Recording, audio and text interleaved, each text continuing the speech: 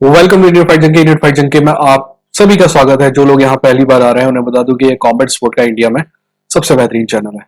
दोस्त, मुझे पता है कि मैं एक दो दिन थोड़ा डिले हो गया, उसके लिए मैं माफी चाहता हूँ। मेरी तबीयत थोड़ी ठीक नहीं थी, अभी भी ठीक नहीं है, बट फिर भी पहले से बेहतर है। आवाज से आपको नजर आ रहा होगा। तो आज हम बात करेंगे कि पिछले 3-4 दिनों में जो बड़ी खबरें हुई हैं एमएमए की दुनिया में, फाइटिंग की दुनिया में और एक्चुअली ब्रॉडर दुनिया में, उन सब चीजों के बारे में बात करेंगे जिसमें आपको दिख ही रहा होगा। कॉनर मैकग्रेगर के कोर्ट केस के बारे में हम बात करेंगे। हम बात करेंगे स्टीवी मियोचिच और जॉन जोन्स के रिटायरमेंट की खबरें जो बिल्कुल बदलते रहती हैं उनके बारे में। हम ये भी बात करेंगे कि इस्लाम माखाचेव का कब फाइट कर रहा है नेक्स्ट। हम ये भी बात करेंगे कि डस्टिन पोरियर किस फाइट को जा सकता है नेक्स्ट, मैक्स हॉलोवे वाली फाइट में या फिर आर्मान सरयू को मैक्स हॉलोवे वाली फाइट में या फिर चैंडलर के अगेंस्ट कोबी कविंगटन की भी बात करेंगे और एक दो और टुच्चों की बात करेंगे, ठीक है ना। और आगे बढ़ने से पहले सब्सक्राइबर का बेल आइकन क्लिक कर दीजिए, क्योंकि मेरा मानना है कि जब भी आप वीडियो देखकर उठेंगे तो आपके पास पहले से ज्यादा नॉलेज होगा। और अगर ऐसा नहीं होता है तो अनसब्सक्राइब भी करिएगा, 4 गालियां भी देके जाइएगा, ठीक है ना।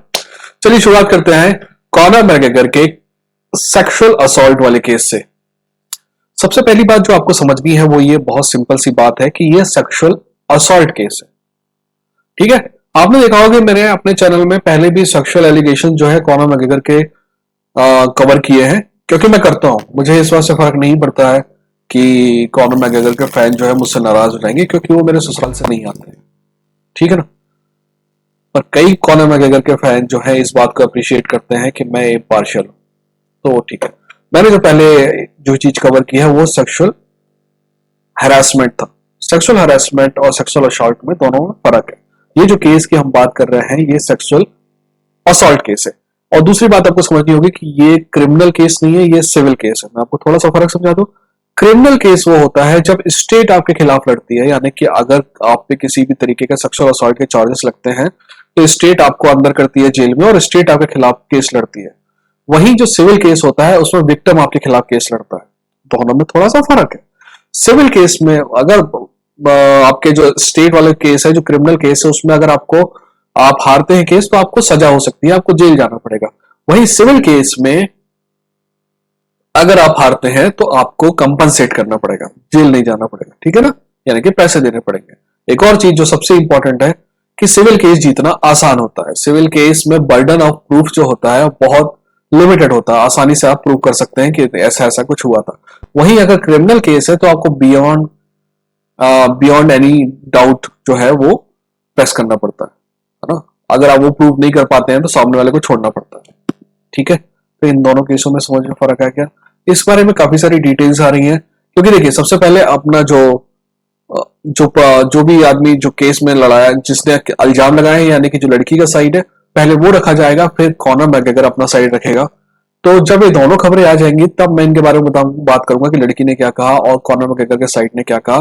बेसिकली आप समझिए कि कॉनर मैकग्रेगर, मैं पहले बता देता हूँ आपको सिविल केस और एक दो बहुत अच्छे से एग्जांपल बता देता हूँ। आपने अगर अमेरिका के बारे में सुना हो ना, तो अमेरिका में बहुत सिंपल सा केस था कि ओजे सिम्पसन वाला जो केस था उसमें उसकी बीवी और उसके बीवी के बॉयफ्रेंड, अजीब सी बात है ना, बीवी और बीवी के बॉयफ्रेंड के मर्डर का केस था जिसमें वो बच गया था। पर जब उसकी बीवी के पेरेंट्स ने सिविल केस किया तो वो हार गया। वैसे ही डोनाल्ड ट्रंप पे एक कोई केस भी नहीं था सेक्सुअल असॉल्ट का, बट एक औरत ने सिविल केस की, और वो क्योंकि उस घटना को 20-25 साल बाद हो गए थे तो वैसे भी स्टेचू ऑफ लिमिटेशन अलग हो गए थे। पर डोनाल्ड ट्रंप को एब्सेंटिया में, यानी डोनाल्ड ट्रंप अपीयर ही नहीं हुआ, तो एब्सेंटिया में उसके खिलाफ डिसीजन लिया गया सिविल केस में। ये ऐसे दो केस हैं जहां पे क्रिमिनली कुछ नहीं हुआ बट सिविल केस में सामने वाला जीत गया। ठीक वैसे ही ये वाला केस है। मैं आपको एक और चीज समझा देता हूँ अगली खबर की तरफ बढ़ने से पहले, कि कॉनर मैकग्रेगर का साइड का क्या कहना है और जो विक्टिम है, या फिर अभी हम कहेंगे अलेज्ड विक्टिम है, उसके साइड का क्या कहना है। जो एलेज विक्टिम है उसके साइड का कहना है कि कॉनर मैकग्रेगर ने उसको सेक्सुअल असॉल्ट किया, ठीक है। दूसरी तरफ कॉनर मैकग्रेगर का कहना है कि जो सेक्स था उनके बीच में वो कंसेंसुअल था, यानी कि दोनों की मर्जी से था, बट रफ था, ठीक है ना। तो कॉनर मैकग्रेगर बोल रहा है कि भैया आपने रफ सेक्स किया है, वहीं लड़की का कहना है कि असॉल्ट किया। अगर आप बोलें कि मेरी क्या मेरा क्या ओपिनियन है, मेरा मानना है कि अगर चोटें जो है बियॉन्ड एक, जो होती है ना इंजरीज जो है वो बियॉन्ड एक लिमिट होती है ना, तो वो रफ सेक्स नहीं होता, तो उसको सेक्सुअल असॉल्ट ही होता है ना। खैर, अभी जब डिटेल्स आएंगी तब हम इसके बारे में बात करेंगे। फिलहाल आगे अगली खबर की तरफ बढ़ते हैं। अगली खबर है डेना वाइट की। डेना वाइट, आपको पता है कि डोनाल्ड ट्रंप कुछ दिनों पहले जीता है। मैं आपको बता दूं कि मैं डोनाल्ड ट्रंप के जीतने से खुश हूं कि दुखी हूं। दोस्त, अगर डोनाल्ड ट्रंप जीता तो मैं थोड़ा सा दुखी हूं, बट अगर कमाला हैरिस जीतती तो मैं और भी ज्यादा दुखी होता। ठीक है ना। कमाला हैरिस ना तो लेफ्ट है ना तो लिबरल है। डोनाल्ड ट्रंप हरामी आदमी है। बस शायद वॉर कम हो जाए इस दुनिया में। हाँ, बट अगर कोई उम्मीद कर रहा है कि डोनाल्ड ट्रंप कुछ करेगा गाजा वाले इशू में, तो घंटा कुछ नहीं करेगा वो। डोनाल्ड ट्रंप एक घटिया इंसान है जो एक घटिया देश को रिप्रेजेंट कर रहा है। तो इससे परफेक्ट मैच। जहां तक कमाला हैरिस की बात है, शी वॉज अ डम बिच। एनीवेज, बात डोनाल्ड ट्रंप ने जब बहुत इंपॉर्टेंट बात यार, मतलब बहुत ही रेयरली ऐसा होता है कि कोई प्रमोटर जो है वो किसी की भी एक्सेप्टेंस स्पीच में जाए और दे। तो डोनाल्ड ट्रंप ने डेना वाइट को इनवाइट किया था उस एक्सेप्टेंस स्पीच के लिए, and that's a very big thing. तो इससे हमारी जिंदगी में क्या फर्क होने वाला है, यूएफसी में क्या फर्क आने वाला है दोस्त, हम ये समझ सकते हैं कि रेगुलेटरी इफेक्ट जो यूएफसी के ऊपर आने वाले हैं वो थोड़े से कम हो जाएंगे। दूसरी बात, अभी जो यूएफसी का केस चल रहा है, उसके जज, वो जो जज है वो अपॉइंटेड किसके द्वारा किया गया है, फेडरली अपॉइंटेड है। खैर अमेरिका में वो जज को हटा नहीं सकते क्योंकि अमेरिका में जजेस के पास टेन्योर होता है, यानी कि ऐसा रिटायरमेंट एज नहीं होती है ना। तो उसको हटा नहीं सकते।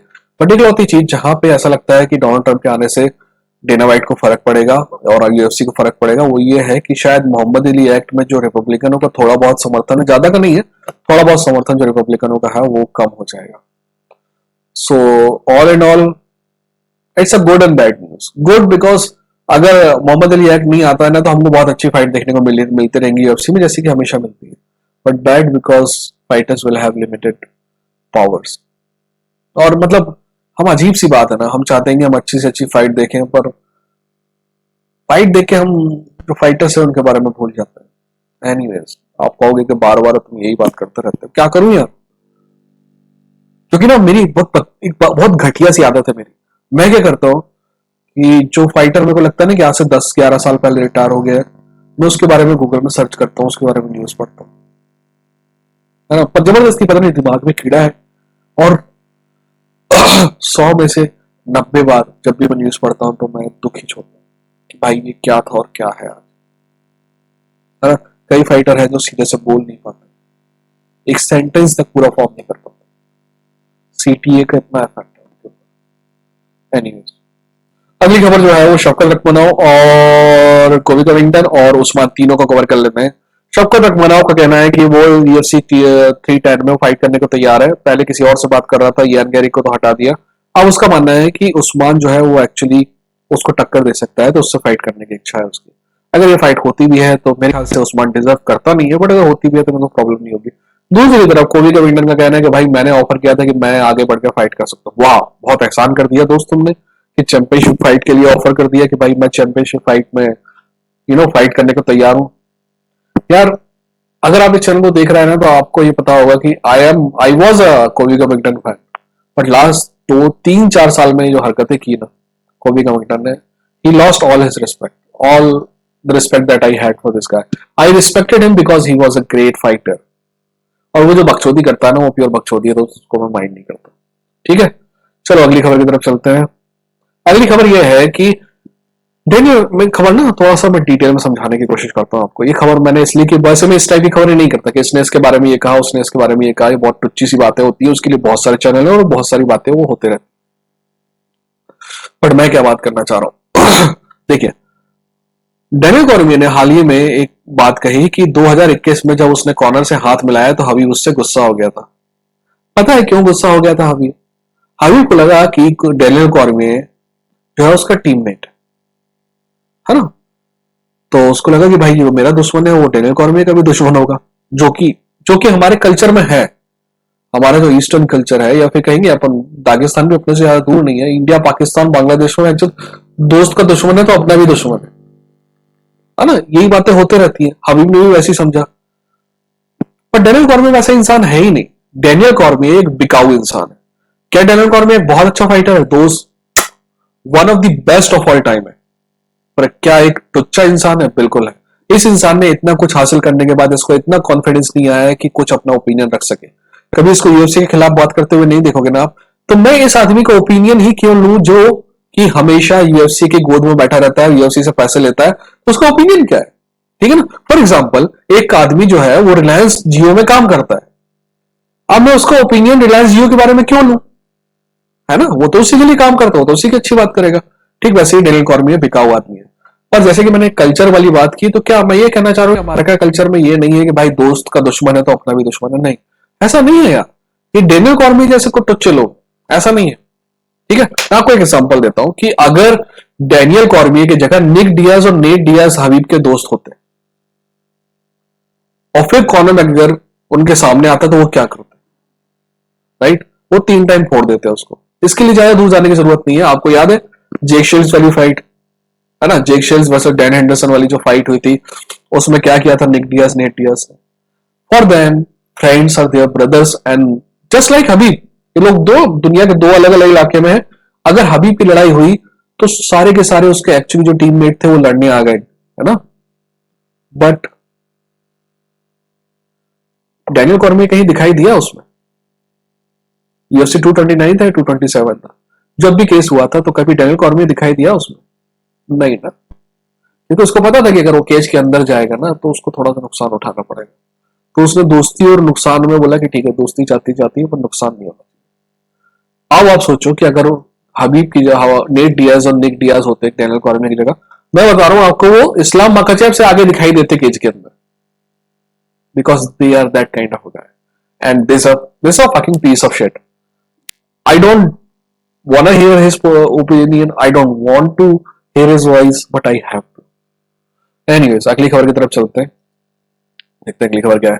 दोस्त डस्टिन पोरिया का कहना है कि he is ready to replace Michael Chandler और चार्ल्स ओलिवेरा। वैसे खबर ऐसी आ रही है कि चार्ल्स ओलिवेरा को छोटी मोटी इंजरी है, उसकी वजह से वो डिले करना चाहता है फाइट, तो Dustin Poirier is ready to do that.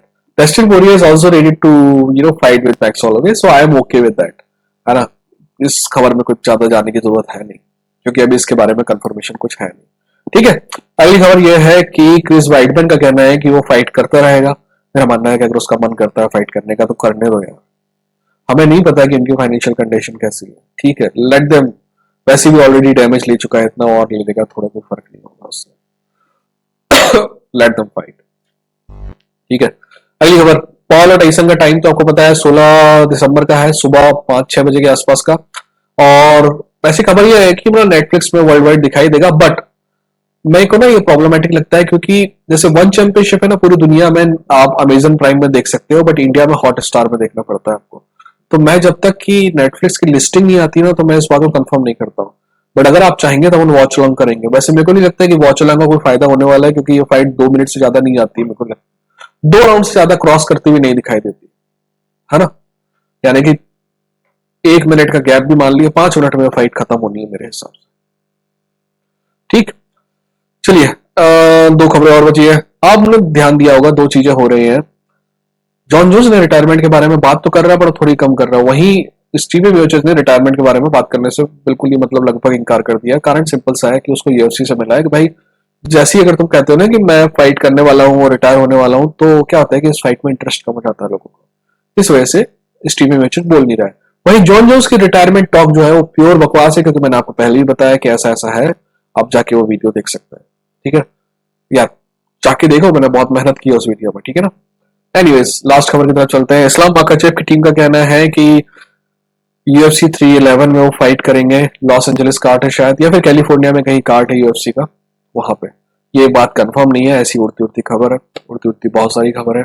उड़ती उड़ती खबर ये है कि मैं एनीवेज, मेरे बारे में बहुत सारी उड़ती खबर है। आप अपना ख्याल रखिए, अपनों का ख्याल रखिए। ये था इन फंक्शन की, लड़ेंगे जीतेंगे।